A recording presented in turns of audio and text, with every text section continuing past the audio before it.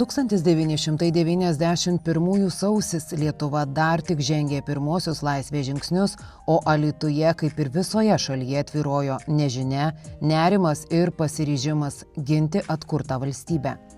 Kai sovietų kariuomenė demonstravo jėgą, o svarbiausi sprendimai buvo priimami čia ir dabar, atsakomybė už krašto apsaugos organizavimą Alytuje teko žmonėms, kurie nepabūgo stoti į pirmąsias gretas. Vienas jų Albinas Minkevičius. 1991–1993 metais Alytaus komendantūrai vadovavęs karininkas šiandien grįžta prie vietų, kuriuose prieš daugiau nei 30 mečius buvo kuriama Lietuvos gynybos sistema. Ir prisimena dienas, kai laisvė dar nebuvo savaime suprantamas dalykas. Laidoje Laisvės keliu pasakojamas apie pareigą, drąsą, atsakomybę ir pasirinkimą būti ten, kur tuo metu labiausiai reikėjo Lietuvai. O svarbiausia atsakymas į klausimą, kurį anuomet savo uždavė ne vienas. Ką pasakysiu savo vaikams, kai jie paklaus, kur buvau tada, kai Lietuva gynė savo laisvę. Laidos Laisvės keliu herojus, nepaprastai didelis patriotas, gerbiamas Albinas Minkevičius. Albinas Minkevičius, jisai prisidėjo ir prie krašto apsaugos savanorių kūrimo ir jis užėmė ypatingai svarbias pareigas. Jis buvo Alytaus pagrindinis komendantas. Tai tiesiog ir papasakokite, kaip jūs atsidūrėte tuose svarbiuose istoriniuose verpetuose ir užėmėte tokias pareigas, nes tikiu, grėsė pavojus tiesiogiai ir jūsų 4 vaikams ir žmonai, ar nepabijojo? Iš tikrųjų, tai kai buvo kovo 11, tai, žinot, tiesiog norėjosi prisidėti prie krašto apsaugos, prie valstybės saugumo ir 90 metų, tiksliai neatsimenu, gal apie spalio mėnesį parašiau prašymą į krašto apsaugą ir perdaviau Lietuvos krašto apsaugos departamentui. Tada dar nebuvo ministerijos. Ten buvo keletą darbuotojų prie to savo, vadinosi, krašto apsaugos departamento Alytaus zonos skyrius. Na ir juos sausio pradžioje, 91 metais, užpuolė desantininkai rusų ir juos išvaikė. Tiesiog liepė pasišalinti, tai argi ginkluotam tam užpuolikui priešinsiesi. Tai jie įsiskirstė į namus, o sulaukus sausio 13 man budėjimo, kai grįžom su tais įspūdžiais, čia mes nenugalėti, paskambina iš krašto apsaugos departamento, kadangi mano pareiškimas buvo, sako, Albinai, imkis organizacinio darbo, reikia atkurti tą skyrių, kurį rusų desantininkai išvaikė. Tai gerai, sakau. Na ir žinokit, neturėjom nei patalpų ir tie žmonės reikia susirasti. Įtemptas laikas, labai tiesiog dienos greitai ėjo, tai kai kuriuos, sakau, pavyko surasti, kiti ir net vienas, neatsimenu dabar jo nei pavardės, kur Ragelio buvo ar pavaduotojas, dar jis man priekaištavo po to, kad aš neteisingai nurodžiau, kada mes atsikūrimo tas peripetijas. Bet buvo tokia tikrovė, kad mes nuo sausio 13 dienos jau pradėjom organizacinius darbus. Ir mums tuometinis meras Macedulskas užleido kabinetą, man atrodo, paskui socialinės paramos skyrius buvo įsikūrę tenai. Tai tam kabinete mes pabuvom ir renkant mūsų žmonės, jau daugiau vietos reikėjo, tai mums statybos tresto patalpose 2 kabinetus davė. Ir dar toks buvo įdomus dalykas, labai gerai atsimenu pučo dienas, kada Maskvoje buvo pučas, o aš buvau trumpalaikio atostogų, gal keliom dienom ar savaitėje kiek, ir išgirdau per radiją tos įvykius. Aš grįžtu į statybos tresto tas patalpas, žiūriu mūsų Audrutė su žirklaitėm skuta nuo durų mūsų kabinetų užrašą. Ir visi žmonės pakraupę, nežino, ką daryti. Sakau, Audronė, o ji kartu valdė ir spausdinimo mašinėlę. Sakau, kuo greičiau atkuri tuos užrašus, kadangi tu ką manai, kad KGBistai nežino, kur čia mes įsikūrė ar ten ką. Ir žinoma, buvo atstatyta, aš jau toliau likau darbe, jau nutraukiau atostogas. Na ir tie įspūdžiai tokie, nežinai, atvažiuos kokie desantininkai ir įsiveš, ir ką tu pasipriešysi. Mes nei ginklų neturėjom, faktiškai nei žmonių. Ir tada, kai atėjo vasario, turbūt mėnesį, kai departamentas priėmė nutarimą, įsakymą, įkurti savanorišką krašto apsaugos tarnybą. Dabar pakalbam apie tuos 2 metus, labai konkrečiai. Ką jums teko dirbti, ką daryti, kokios alytiškių buvo nuotaikos, nes ir iki šiol dalis žmonių simpatizuoja sovietams, dėja, kad ir kaip būtų liūdna, o kaip buvo tuo metu? Matot, žmonės, tai jie gal ne vien, kad būtų nedorėliai kokie, jie ir prisibijo. Ir tada tais laikais, kada nežinojai, gal jiems ir išveš, tai kai sulaukiau klausimų, kodėl ne pačius geriausius darbuotojus susikomplektavę skyriui, tai sakau, taigi jūs ateikit, bet kažkodėl niekas nesiryžo, tik tie labiausiai patriotiškų pažiūrų, tik tie. Bet manyčiau, mano buvo pagrindinis impulsas, ką mano pasakys užaugę vaikai. 2 berniukai buvo jau paaugliai, vienam gal 18 metai ėjo, o kitam, 1,5 metų skirtumas. Tai jau 16 su trupučiu. Ir galvoju, tėvai, sakys, kur tu buvai, kai Lietuvai labai tavęs reikėjo? Aš buvau savo vietoje. Tai va, o tie darbai, tai jie viens darbas kitą veja. Tai paskui, žinokit, jau kai persikraustėm, kai atgavom karinį komisariatą, ten buvo sovietinis ir jau ten pradėjom kurtis, paskui priėmė vasarą turbūt 91, dabar tiksliai neatsimenu, bet priėmė įstatymą dėl šauktinių. Ir mums suteikė teisę turėti komendanto būrį. Ir tada, kai pirmi šitie šaukimai, suėjo tikrai dailūs ir sąmoningi vaikinai. Ir mūsų, tie buvo, aš atsimenu, tas leitenantas, būtent Baniulis, dar jo 2 broliai kunigai ir tėvai priekaištavo man, kodėl aš jį priėmiau, jis turėjo jau rusų kariuomenės leitenanto laipsnį. Kodėl aš jį priėmiau, sako, tai mes norėjom, kad jis kunigu taptų. Sakau, žinot, jo pasirinkimas, jeigu jis taip mato gyvenimą ir geras tėvas neprasčiau už gerą kunigą. Ir tada, žinokit, tokių turėjom labai puikių žmonių.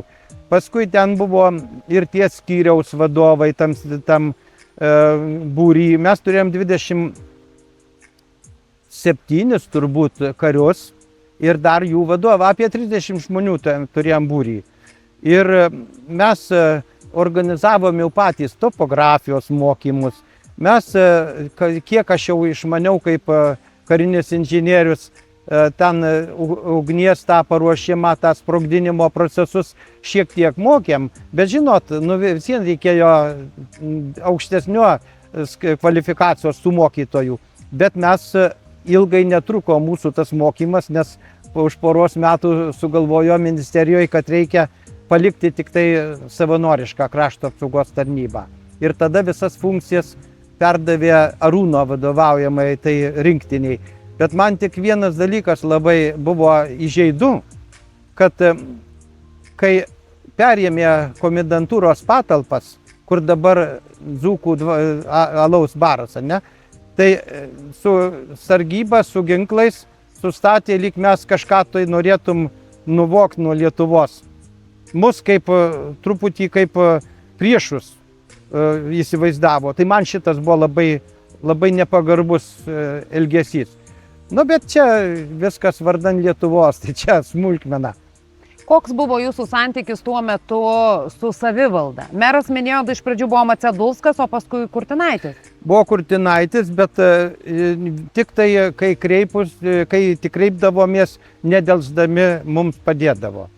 Manau, kad ir tų patalpų suteikimas, kai prieš kol neperėmėm karinio šito. Tarp kitko, toks buvo dailininkas Mainelis ir architektas, Taip. tai jo sesuo ta garsi artistė turbūt.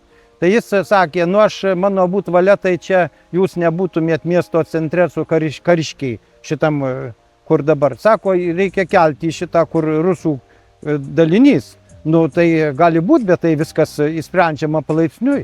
Negalima staigi visko padaryti. Bet dėl pagalbos į savivaldybės aš tikrai patenkintas. Tai buvo supratimas, tai buvo tiesiog bendras darbas.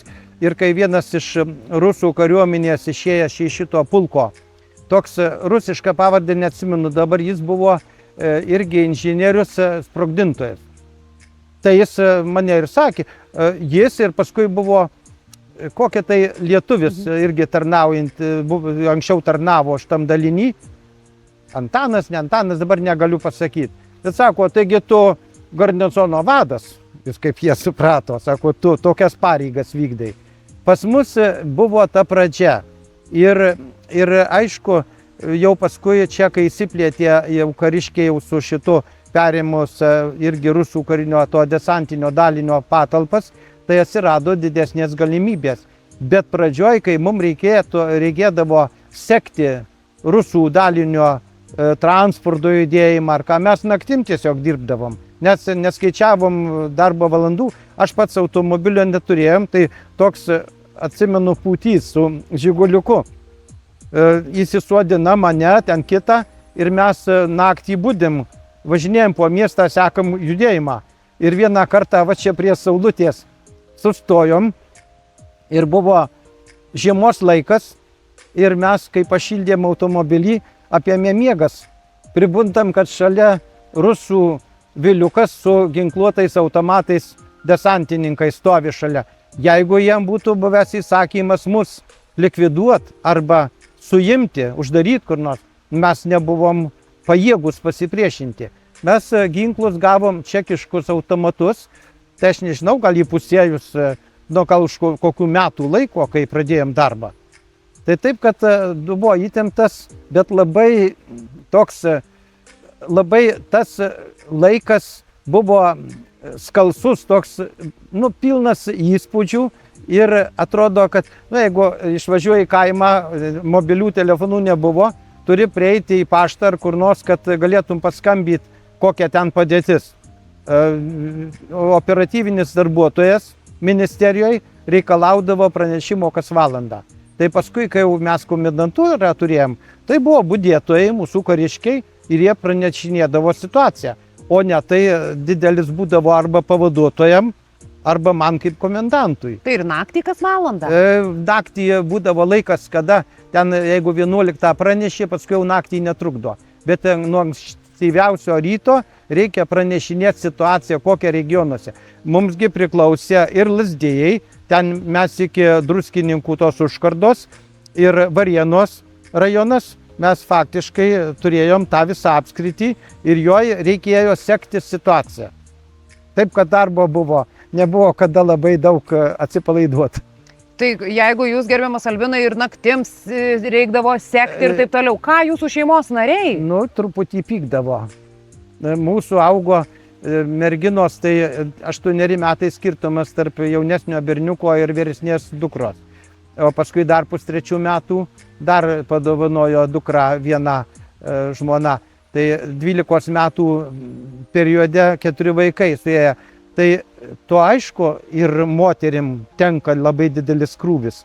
Bet mes savo nei darbo valandų, nei laiko neskaičiuodavom.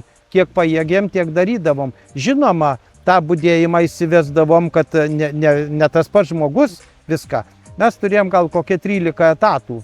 Tai paskui tik tai iškilo, kai jau čia savanoriai formavosi, tai šiaip komendantui buvo pavaldi tą budėjimo organizavimas, tai man kaip komendantui. Tai jeigu būtų reikėję, tai jūs, Albinai, būtumėte ėmęs šautuvą? Taip. Ir ėjęs ginti valstybę? Tai jo net abejonės nebuvo. Mesgi buvom, aš turėjau tą rusišką Makarovo pistoletą, išdavę policijoje leidimą ir turėjom 30 automatų.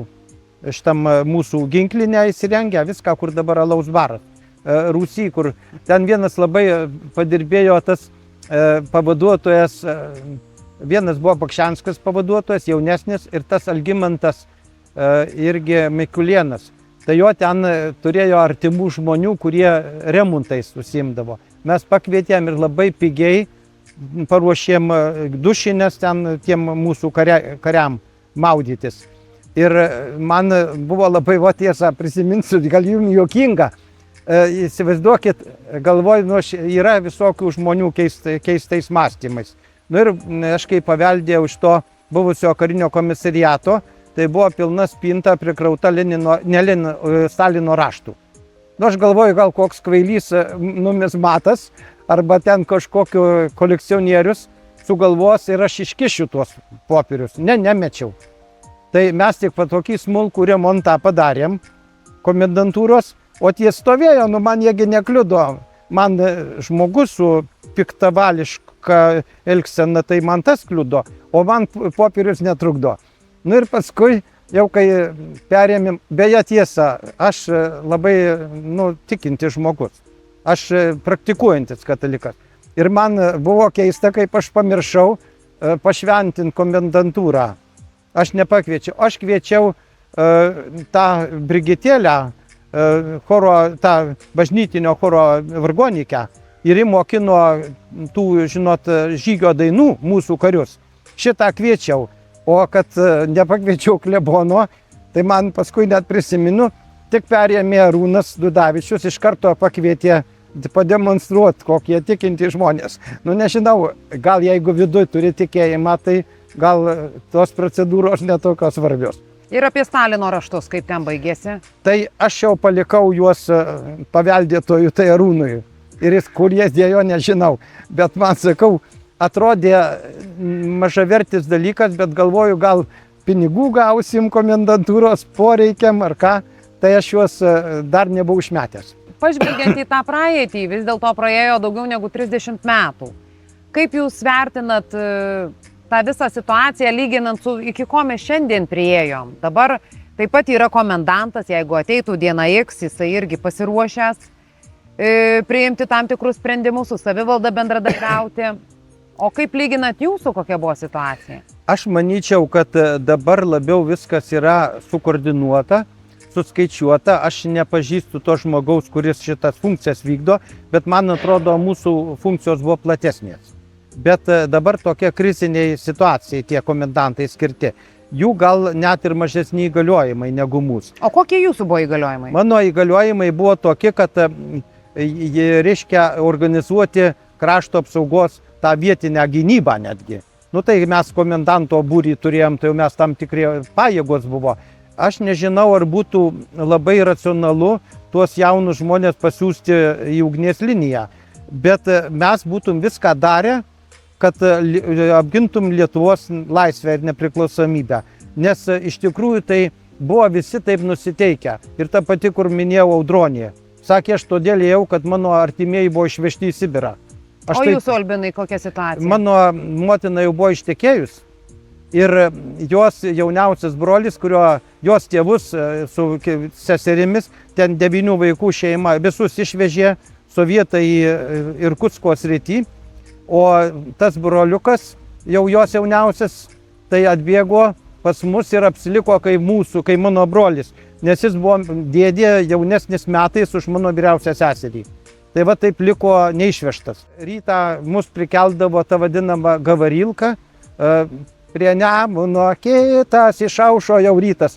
Mama, būdama geros klausos, altų giedodavo bažnyčioj, ji piktindavosi ir nesiliaudavo.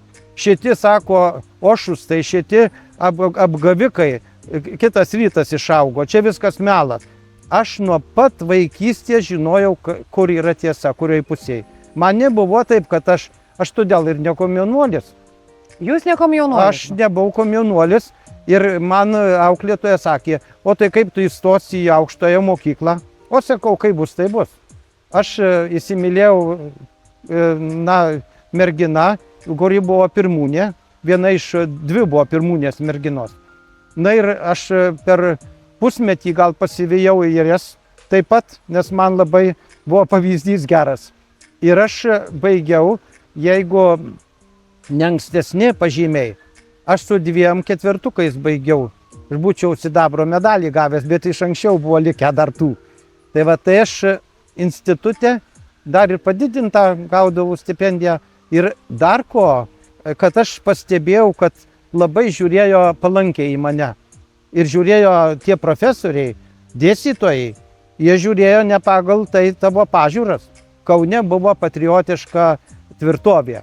Ir ten, žinokit, nebuvo jokių problemų, kad aš kitų pažiūrų. Man vienas dar pasakysiu, buvo ta vadinama, mesgi didelis kursas, 400 žmonių buvom, didelės tos grupės, daug tų grupių, 11 ar kiek ten tų vienos specialybės, padarė kitų buvo. Prieina kurso komjaunimo sekretorius ir sako, Albinai, tu gerai mokaisi, parašyk pareiškimą į komjaunimą. Aš jam duodu 20 kapeikų, sakau, ten 2 kapeikos turbūt mėnesio mokestis, sakau, 5 mėnesius prie manęs nepristok. Tai buvot toks patriotas? Nu, aš visą laiką turėjau savo pažiūras. Aš nežinau, ir aš aišku klystantis žmogus, bet aš nesigailiu, nes aš niekada nekeičiau, aš skūros neverčiau, aš visą laiką toks. Man, kai pradėjau darbą Alytaus politechnikume, dėstytoju, man sunkiausia buvo, kai mane ragindavo, kad aš kalbinčiau į komjaunimą tos vadovaujamos grupės mokinius, moksleivius. Aš pats ne komjaunuolis būdamas. Aš 4 metus vos iškenčiau ir išėjau į konstruktorius, į namų statybos kombinatą, o jau iš jų paskui krašto apsaugą.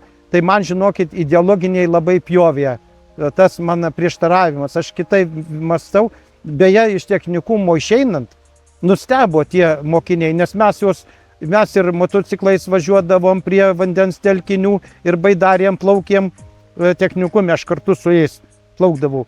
Tai sako, nustebė, kad mano kitos pažiūros. Aš, žinot, viešai pasakyti pažiūras negerai. Tai nustebė, kad aš galvoju, sako, tu prokomunistas. Nesakau. Taip, ir mūsų pokalbio pabaigai. Tiesiog šiandien, kaip vertinat visą situaciją ir mūsų Lietuvos patriotiškumą? Aš manyčiau, jeigu labai trumpai, tai aš manyčiau, kad visur yra žmonės. Aš nepulčiau, kuriuo teist ir nepulčiau sakyti, va šitas didvyris, šitas niekam vertas. Žmonės yra žmonės, bet blogiausia, kada žmonės nuperkami, kada jie savo pažiūras gali keisti į pinigus, kada manęs nedomino sumos pinigų. Aš už milijoną nebūčiau pardavęs Lietuvos. Ir jeigu žmogus susigundo, tai man jis silpnas žmogus. Man vertybė šitos, tai patikimumas žmogaus. Jeigu šitų vadovautųsi Lietuvoje visa vadovybė, aš manau, kad mes dar geriau gyventum, nors gyvenam jau tikrai daug geriau negu sovietiniais laikais. Tai jau sovietinių laikų nesiilgint apsaugot viešpatie. Bet matot, kitam, sako, tai buvo pigus butai, tai už dyką duodavo, reiškia, tu dirbi už centus, kapeikas kaip anksčiau, o paskui tau duoda pragyventi. Mano buvo 4 vaikai, aš negalėjau gauti didesnio buto 2 kambariuose. Tai paskui uošviai iš Panevėžio atsikėlė, gavo 2 kambarių butą ir jį ir tą savo seną iškeičiau į 4 kambarių butą. O darbe jau skydiniai tiek butų statydavo. Man nebuvo vietos, kadangi... Tai pareigas užėmėt, bet neprasigyvenot, Albinai? Tai ne dėl prasigyvenimo ėjau. Ir dabar aš gaudamas pensiją ir gaudamas panašiai tiek dar iš darbo, tai aš tikrai nebadauju. Ir aš, žinot, kuo labai džiaugiuosi, čia yra vertinami inžinieriai. Aš jau senų pažiūrų, aš jau tų naujų technologijų sunkiai jas įsisavinu. Aš erdviškai suprantu, aš kaip konstruktorius, aš galiu mintyse vartyti tą gaminį, o komandų pamirštu, kaip ten daryti. Klausiu jaunimo, o tie labai gabūs. Mano puikus labai jaunuoliai. Reiškia, tai mano viršininkas yra metais tik vyresnis už mano vyriausią sūnų. Tai jūs čia bendrovėje Astra ir darbuojatės? Man patinka šičia, man labai gera atmosfera. Tai kągi, gerbiamas Albinai, ačiū Jums už tuos praeityje darytus didvyriškus darbus ir riziką. Nedidvyriški, buvom savo vietoje. Kur reikėjo, ten buvom. Ir ačiū už Jūsų sąžiningumą ir puoselėjimą tikėjimą. Labai turėjau gerus tėvus ir labai puikią žmoną turiu. Sąžiningą svarbiausia.